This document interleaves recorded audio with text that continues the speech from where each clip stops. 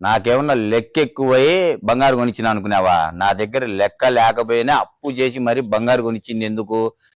A few moments later.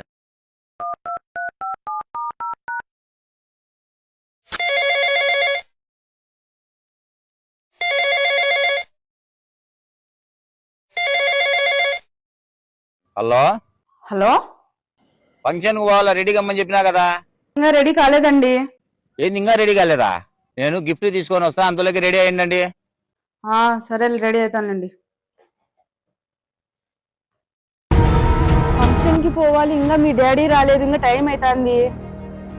గురకాయ వేసుకోమా, అందులో daddy వచ్చాడు.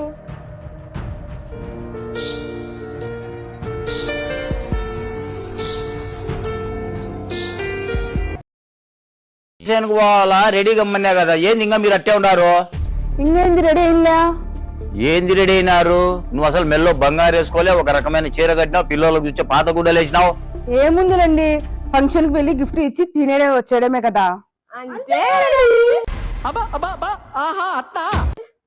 ఏముంది లేనా, ఎంత మన వాళ్ళ ఫంక్షన్ అయినా నువ్వు బంగారు వేసుకోకుండా, పిల్లోళ్ళు కొత్త గుడ్డలు వేసుకోకుండా పోతే మనకు విలువ ఉంటుందా?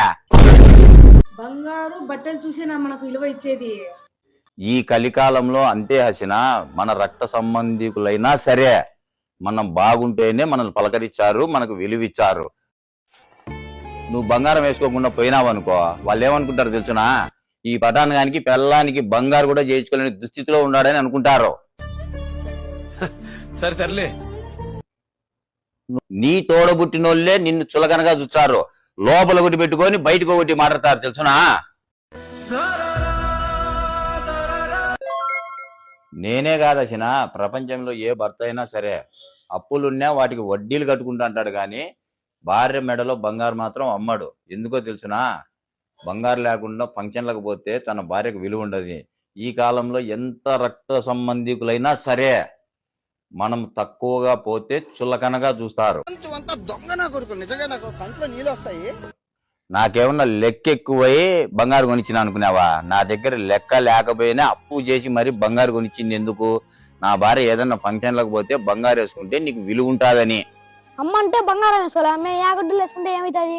రే నిహాల్, రెహాన్, మనం ఎంత మంచోళ్ళమైనా మనం ఎక్కడికైనా ఫంక్షన్ కు పోయినప్పుడు మనం కట్టే బట్టని బట్టే మనకు విలువిచ్చారా? మన తెచ్చిన కొత్త బట్టలు ఉండే అవి వేసుకోండి. నువ్వు కూడా బంగారు వేసుకొని రాపో. సరేలేండి, వేసుకొని వస్తాం. పదండి.